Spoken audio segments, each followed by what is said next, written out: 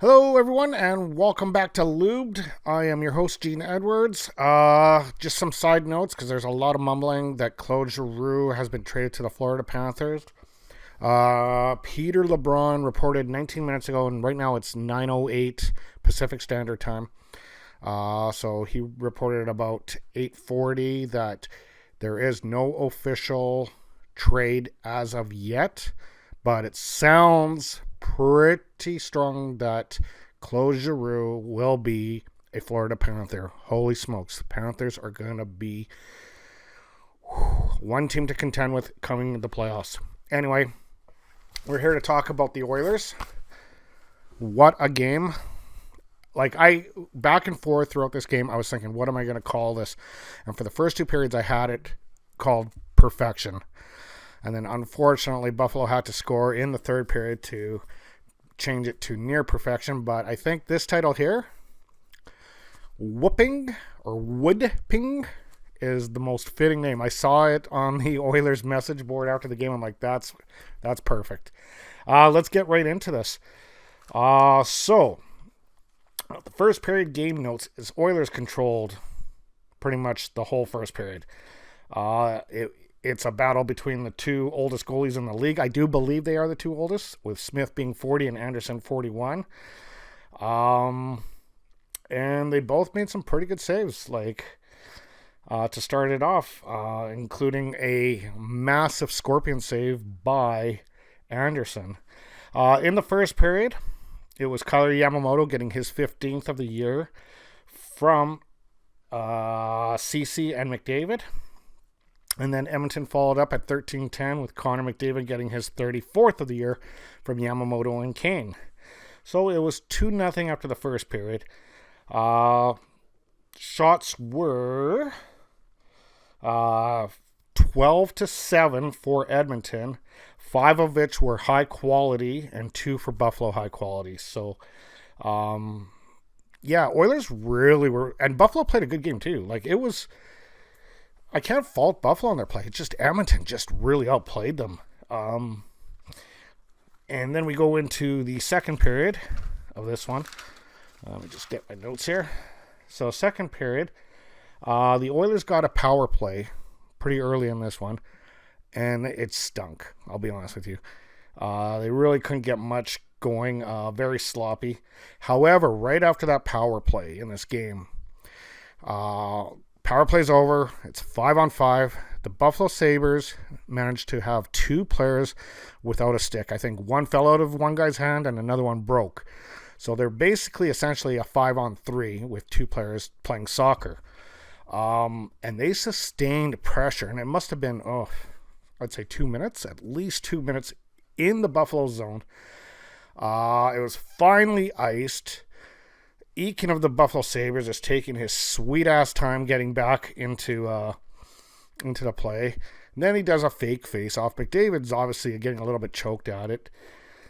But that's just, utilizing some of the ways to kind of manipulate and cheat the game.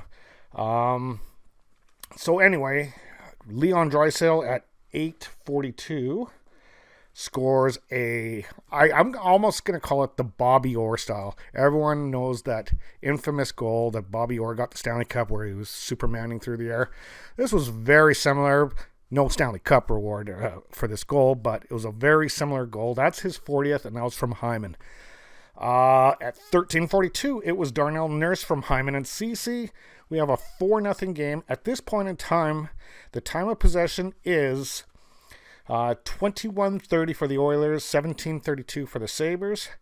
The time on attack was doubled for the Oilers. Oilers had 12 minutes and 40 seconds on the time of attack to Buffalo's 6 minutes and 16 seconds. So you can tell that this was a very one-sided game, but Buffalo did not play a horrible game. I thought they played a pretty decent game. It's just Edmonton really came out to play today. I love it. I love the way they play. If I was a paying fan, I would be like, wow, did I ever get a treat for my money tonight? So for those ones that were at the game in Edmonton, right on. So early in the third period, Buffalo do get on the board. I'm not going to fault Mike Smith for this. It was an absolute blast from a point. Well, not quite the point, but right in front. And yeah, I don't think the best goalies in the league would stop this. So yeah, it was unfortunate. So his shutout bid was over. And then Barry, his first goal. Sorry. It was Devon Shore at 5:58. His fifth, shorthanded on a breakaway. Like, I'm just very impressive. And then McDavid had a beautiful drop pass to Kane, but it went off the crossbar. Hyman misses a breakaway. The score could have piled up on them.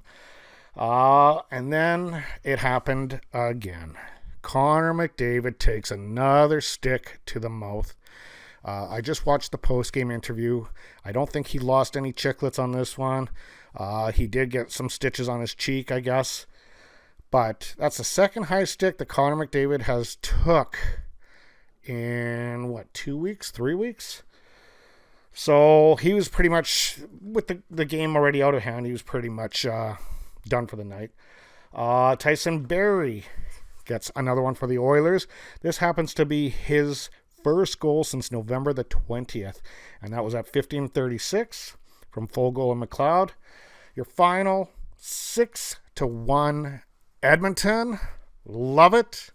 Praise it. Awesome. And Smith had a great game. And so now here's the thing. Is this going to be enough for Holland to say, hey, we don't need to make a goalie change at the deadline, which is happening like in 3 days from now? But yeah, I mean, so Smith gets the first star, Yamamoto the second star, and Hyman the third star. I'm going to give a 4-star. And I know that's normally not the thing you do, but for a guy that has missed all season and just came back last week, Josh Archibald led the team in hits with 5 hits. So cheers to him. Happy St. Paddy's Day, everyone, by the way. I guess I should have worn green. I love those green Oiler jerseys they had. So, as it stands, I'm going to just check in with Google here. Okay, Google, what's the score in the Golden Knights game? The Golden Knights are leading the Panthers 3-2 at the end of the second period. So after 2, it's 3-2 Golden Knights. So that's not really a favor that the Florida Panthers are doing for us, but we'll see how it ends. It is only 2 periods in. Right on. So up next is, who do they play next?